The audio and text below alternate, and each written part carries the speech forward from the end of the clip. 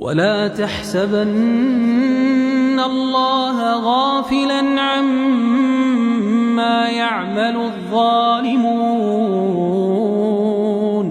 إنما يؤخرهم ليوم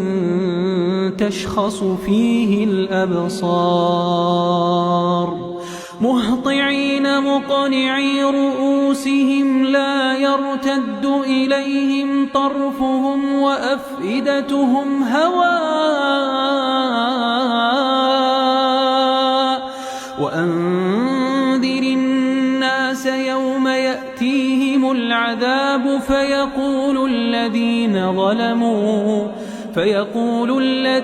ظلموا ربنا أخرنا